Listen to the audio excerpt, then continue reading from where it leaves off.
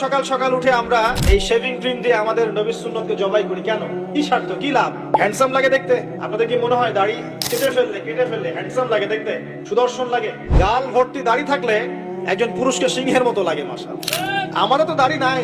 আমাদের যেগুলো দেখছেন এগুলো তো দাড়ি না। যাদের সুন্দর গাল ভর্তি দাড়ি আছে এই মানুষগুলো যখন শেভ করে আমার খুব আফসোস হয়। আহা, বেচারাকে কত সুন্দর দাড়ি আল্লাহ পাক দিয়েছেন, প্রত্যেক দিন শেভ করা শুরু করুন। অথচ আপনি দাড়ি ছেড়ে দিলে আপনার চেহারার ব্যক্তিত্বটা বাড়বে, সুন্দর লাগবে, স্মার্ট লাগবে, হ্যান্ডসাম লাগবে, সিংহের মতো লাগবে। মুসলিমরা কি ভীরু কাপুরুষ জাতি? আলী রাদিয়াল্লাহু আনহুর চেহারা দেখলে মানুষ, যখন যুদ্ধের মাঠে তার চেহারা দেখলে মানুষ ভয় পেয়ে যেত। যুদ্ধের মাঠে তার চেহারা দেখলে মানুষ ভয় পেয়ে যেত। দাড়ি, ফুল দাড়ি, ছেড়ে দেওয়া দাড়ি।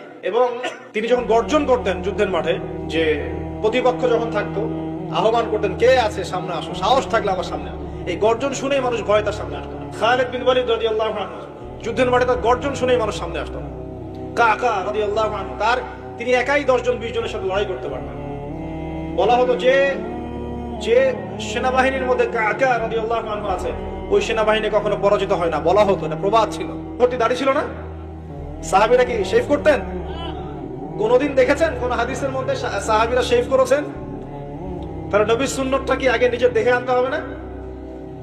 নিজের দেহে যদি সুন্নত না আনতে পারি, মানুষকে সুন্নত শেখাতে পারবো? ওয়াদা করা যাবে এখন যে আমরা ইনশাআল্লাহ দাড়ি শেভ করবো না? ওয়াদা করা যাবে? দাড়ি রাখলে চাকরি পাবেন না? রিজিক কার হাতে? না না, রিজিক তো দাড়ির হাতে মনে হচ্ছে। দাড়ি রাখলে যদি চাকরি চলে যায় তাহলে রিজিক কার সাথে সংশ্লিষ্ট হলো? রিজিকের মালিক কে? আপনাকে আল্লাহ পাক যতটুকু রিজিক দিয়েছেন তাকদিরে লেখা আছে না? তাকদিরে লেখা আছে না? তাকদিরে লেখা আছে যেটা, সেটা কি আপনি না খেয়ে মরবেন নাকি? এটা আপনার তাকদিরে থাকে যে আপনি 50 বছর বাঁচবেন আর 50 বছরে আপনি 500 মণ চাল খাবেন, কথার কথা। ওই চালের এক দানা বাকি থাকতে আপনি মরবেন? তাহলে রিজিক কি আমার সাথে সম্পৃক্ত না আল্লাহর সাথে সম্পৃক্ত? এই বিশ্বাসটা করতে হবে তো। দাড়ি রাখলে কি মেয়েরা পছন্দ করবে না নাকি? বলেছে যে বিয়ে করবো না দাড়ি রাখলে, এমন কথা বলেছে? কোন মেয়ে এরকম কথা বলে ওই মেয়েকে বিয়ে করার দরকার নেই। যদি কোনো মেয়ে আপনাকে বলে যে দাড়ি রাখলে ভালো লাগে না, শেভ করতে হবে, না হলে বিয়ে হবে না, বিয়ে করবো না, ওই মেয়েকে বিয়ে না করাই উচিত আপনার।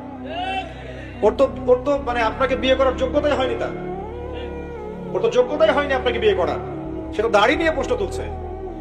যে মেয়ে বলবে যে নবীর সুন্নত আছে এজন্য আপনাকে পছন্দ করি, তখন বুঝবেন যে হ্যাঁ এই মেয়ের মধ্যে ভালো কিছু আছে। যেই মেয়ে দেখবে যে আপনি নামাজি কিনা, যে মেয়ে দেখবে আপনি নামাজি কিনা, দাড়ি আছে কিনা, ইমানদার কিনা, দিনের জন্য কিছু করেন কিনা, হালাল খান কিনা, ওই মেয়ে ইনশাল্লাহ আপনার ঘরে শান্তি দিবে। আর যেই মেয়ে আপনাকে দেখবে আপনার কত বড় সম্পত্তি, কতটা বড় জমি, কত বড় চাকরি, সুদ খান কিনা, ওর কোনো আসা যায় না, টাকা হইলেই হইল, এগুলোকে ঘরে ঢোকালে অশান্তি হলো না। কি চাচ্ছেন, শান্তি না অশান্তি? নবী সাল্লাল্লাহু আলাইহি ওয়াসাল্লাম বলেছেন দিনদারিতা দেখে মেয়েদেরকে বিয়ে করো। কি দেখে? একই বিষয় ছেলেদের জন্য মেয়েদের জন্য সেম। ছেলে দেখতে হবে দিনদার কিনা, মেয়ে দেখতে হবে দিনদার কিনা, পর্দা করে কিনা, দিনদারিতা আছে কিনা। দুনিয়ার এই ছোটখাটো বিষয় যদি দেখেন, তুচ্ছ বিষয়গুলো, একদিন না একদিন আপনি পস্তাবেন। আর যদি আপনি দিনদারিতা দেখেন, ইনশাআল্লাহ আপনি কোনোদিন পস্তাবেন না ইনশাআল্লাহ। আল্লাহ পাক তৌফিক দান করুন। এটা একটা বড় সিদ্ধান্ত জীবনের। এই সিদ্ধান্তে যদি ভুল করে ফেলেন সারা জীবন পস্তাতে হবে। অতএব এখানে বেশি আবেগে ফ্যান্টাসিতে ভুগবেন না। ঠান্ডা মাথায় দিনদারিতাকে অগ্রগণ্য করে আপনি ছেলে দেখবেন বা মেয়ে দেখবেন ইনশাআল্লাহ। আর গার্ডিয়ান যারা পরিবারের পিতামাতা আছেন তাদেরকেও বলবো দুনিয়ার এই বিষয়গুলোকে বেশি প্রাধান্য দিতে যাবেন না। কত বড় চাকরি করে, কত বড় জমির মালিক, কত বেশি টাকা, এগুলো পরের বিষয়। আগের বিষয় হচ্ছে আপনার ওই জামাই দিনদার কিনা, আগের বিষয় হচ্ছে তার মধ্যে ইসলাম আছে কিনা, শুরুর বিষয় হচ্ছে আপনার ওই মেয়ের মধ্যে দিনদারিতা আছে কিনা। এটা নসিহত করে গেলাম। যদি আপনি বুদ্ধিমান হন তাহলে আমার নসিহত গ্রহণ করবেন ইনশাআল্লাহ তাআলা, না হলে কিন্তু সারা জীবন পস্তাতে হবে। যারা বেদিন জামাই বিয়ে করেছে আর বেদিন মেয়ে বিয়ে করেছে তারা বুঝবে যে আমার কথার মর্ম কতটুকু। তারা এখন ইচ্ছা করেও লাইন আনতে পারছে না। পারছে? যে বলছে বিয়ের পরে ঠিক হয়ে যাবে, এত সহজ? এটা কি সুইচ টিপ দিলে ঠিক হয়ে যাবে? মানুষের মনটা খুব জটিল একটা বিষয়। এত সহজেই মানুষের মন চেঞ্জ হয় না। হয় ইল্লা মাশাআল্লাহ, আল্লাহ চাইলে হয়। কিন্তু যদি মনে করেন যে পর্দা করে না, বিয়ে করি তারপর পর্দা করবে, করাই নিব, বানাই নিব, নিজের মতো গড়ে নিব, এত সহজ নয়। পরে দেখবেন সেই মেয়ে আপনার দাড়ি শেভ করা ফেলছে, করতে পারে না, আপনাকে পেরেশানিতে ফেলবে। সবার এত টাকা, তোমার টাকা নাই।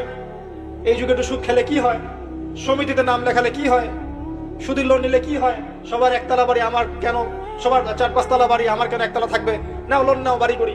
আপনার স্ত্রী আপনাকে এদিকে ইনফ্লুয়েন্স করবে, করবে না? করবে। এভাবে তো বহু পরিবারের কর্তা দিন দিন হার্ট করে মারা যাচ্ছে। টেনশন, পারিবারিক অশান্তি। অতএব দিনদারিতাকে প্রাধান্য দেন, ইনশাআল্লাহ দিনদারিতার সৌন্দর্য কখনো শেষ হয়ে যাবে না ইনশাআল্লাহ। আল্লাহ পাক তৌফিক এনায়েত করুন। প্রিয় ভাইরা, আলোচনা একটা বড় অংশে এবার আসছি, এদিকে খেয়াল করেন, একটু মনোযোগ দিতে হবে। এখন থেকে আমরা একটু গুরুত্বপূর্ণ জায়গায় যাব। নবী সাল্লাল্লাহু আলাইহি ওয়াসাল্লামের সুন্নতের উপর আমল না করলে আমরা কি জান্নাত পাবো কিনা? আর নবীর সুন্নত কি শুধুমাত্র ইবাদত বন্দেগীর ক্ষেত্রে করলেই হবে, না জীবনের সব ক্ষেত্রে করতে হবে? আমার সাথে কথা বলেন। নবীর সুন্নত কি শুধু ইবাদত বন্দেগীতেই করব, নাকি জীবনের সব ক্ষেত্রে করব? আল্লাহর নবী সাল্লাল্লাহু আলাইহি ওয়াসাল্লাম মাত্র 23 বছরে আইয়ামে জাহিলিয়াতকে সরিয়ে দিয়েছেন কি দেন নাই?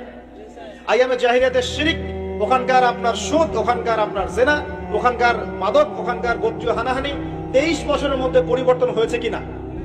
যখন মক্কা বিজয় হয়েছে তখন কি ওই মক্কার মধ্যে কোনো শিরক ছিল, কোনো মূর্তি পূজা ছিল, কোনো সুদ ছিল, কোনো মেয়ের সাথে খারাপ আচরণ করা হয়েছে, কোনো ধর্ষণ হয়েছে, কোনো ব্যভিচার, গোত্রীয় হানাহানি, না সবাই ভাই ভাই হয়ে গেছে?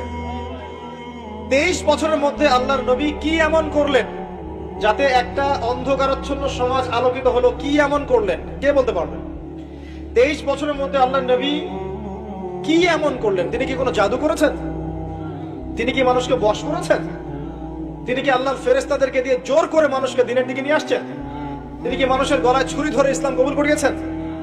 এই কোনো কাজই আমাদের নবী মুহাম্মদ সাল্লাল্লাহু আলাইহি ওয়াসাল্লাম করেন নাই, করেছেন? বরং তিনি মানুষের কলব, মানুষের হৃদয়টাকে পরিবর্তন করে দিয়েছেন। সুবহানাল্লাহ। মানুষের হৃদয়ের মধ্যে আগে কুফর ছিল, আল্লাহর নবী সেখানে ঈমান ঢুকিয়ে দিয়েছেন। মানুষের হৃদয়ের মধ্যে আগে শিরক ছিল, আল্লাহর নবী সেখানে তাওহীদ ঢুকিয়ে দিয়েছেন। মানুষের হৃদয়ের মধ্যে আগে হারাম ছিল, নবী সাল্লাল্লাহু আলাইহি ওয়াসাল্লাম হালাল ঢুকিয়ে দিয়েছেন।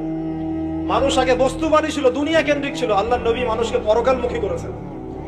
মানুষ আগে আল্লাহকে চিনতো না, আল্লাহর নবী মানুষকে আল্লাহকে চিনিয়েছেন। মানুষের কবর, হাসর, জান্নাত, জাহান্নাম নিয়ে এত চিন্তা ছিল না, আল্লাহর নবী তাদেরকে পরকালীন জীবন সম্পর্কে সচেতন করেছেন। করেন নাই?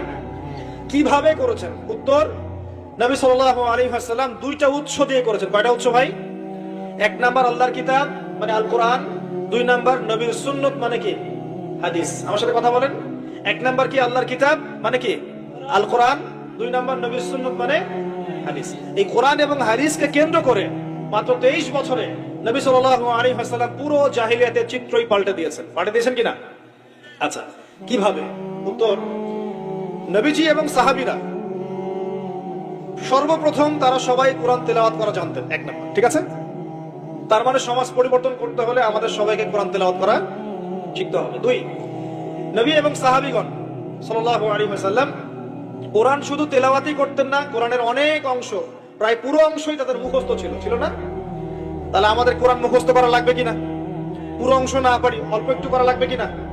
অথবা এতটুকু না পারি, 1 পারা পারবো কিনা? 1 পারাও না পারি, নামাজের জন্য উপযুক্ত সূরাগুলো মুখস্থ করতে পারবো কিনা? পারবো না? সারা জীবনে কম পড়াশোনা করেছি? প্রচুর পড়াশোনা করেছেন, তাহলে কোরআনের ক্ষেত্রে কেন পিছিয়ে থাকবে? থাকা যাবে? যাবে না। ওই যে বারবার একটা কথা বলি, 15-20 বছর পড়াশোনা করে 15টা সূরা শিখছেন না। 15 বছর পড়াশোনা করে আপনি 15টা হাদিস শিখছেন না, শিখেছেন? 15 বছর পড়েছেন, 10 জন জান্নাতের সার্টিফিকেট প্রাপ্ত সাহাবীর নাম বলতে পারছেন না, নবীজির 10 জন স্ত্রীর নাম বলতে পারছেন না, তার জীবনী বলতে পারছেন না, ঈমান ভঙ্গের কারণগুলো বলতে পারছেন না, কোনো ক্ষেত্রে ওযুর মাসআলাগুলোও বলতে পারছেন না, কোনটা ফরজ কোনটা সুন্নাত। এমন আছে না? এবং এদের সংখ্যা কি কম না বেশি? এদের সংখ্যা কোটি কোটি, এমন কোটি কোটি মানুষ আছে বাংলাদেশের মাটিতে। আমরা সবাই মাশাআল্লাহ দুনিয়াবি ক্ষেত্রে শিক্ষিত হয়েছে ঠিকই, কিন্তু দিনের বেসিক জিনিসগুলো শিখি নাই। আপনি দেখবেন, আমি দেখাবো। কে আছেন বলেন জান্নাতি 10 জন সাহাবীর নাম বলতে পারবেন? একজন ব্যক্তি দাঁড়ায় যান দেখি, যদি বলতে পারেন আমার পক্ষ থেকে নগদ 1000 টাকা পুরস্কার। জান্নাতি 10 জন সাহাবী, এই দুনিয়াতেই তারা জান্নাতের সার্টিফিকেট পেয়েছেন। আল্লাহ নবী বলেছেন তুমি জান্নাতি, তুমি জান্নাতি, তুমি জান্নাতি। 10 জন বলতে পারবেন কেউ? তো বিশ্বাস করেন, আমি যদি এখন ধরি কোনো পুরস্কার দিব না, 1 টাকাও ভাদিয়া নাই, আমাকে বলেন বাংলাদেশ ক্রিকেট টিমের 10টা প্লেয়ারের নাম বলেন, সবাই বলতে পারবে। পারবে না? 10 জন ইন্ডিয়ান নায়কের নাম বলতে বলেন, পারবে। 10 জন ইন্ডিয়ান নায়িকার নাম বলতে পারেন, পারবে। 10 জন আর্জেন্টিনার প্লেয়ারের নাম বলতে পারেন, পারবে। 10টা ব্রাজিলের প্লেয়ারের নাম জিজ্ঞাসা করেন, পারবে। এগুলো পারবে তারা, পারবে কিনা? সত্যি কথা বলেন, পারবে কিনা? অবশ্যই পারবে। 10টা বাংলা সিনেমার নাম বলেন, পারবে। 10টা হিন্দি সিনেমার নাম বলেন, পারবে। পারবে কিনা? সত্যি কথা বলেন, পারবে কিনা? অবশ্যই পারবে। না পারলে তো আলহামদুলিল্লাহ, আপনার জন্য দোয়া থাকবে যে পারেন নাই। কিন্তু বেশিরভাগ ছেলে পেলেই পারবে, বেশিরভাগ মেয়েই পারবে। মেয়েদেরকে জিজ্ঞাসা করেন 10টা সুন্দরী মেয়ের নাম বলো, ভারতের, পশ্চিমের, হ্যাঁ, সিনেমার, নাটকের, গায়কের, গায়িকার 10টা সুন্দর সুন্দর মেয়ের নাম বলো, বলে দিবে। পারবে না? জিজ্ঞাসা করেন আজকে গিয়ে যে 10 জন জান্নাতের সার্টিফিকেট প্রাপ্ত 10 জন সাহাবীর নাম কি, দেখবেন বেশিরভাগই বলতে পারবে না। এই বিষয়টাকে আপনি কি মনে করছেন? বিগত 10, 20, 30 বছর থেকে আমরা দেখছি যে একটা অসুস্থ প্রজন্ম তৈরি হচ্ছে, অসুস্থ প্রজন্ম।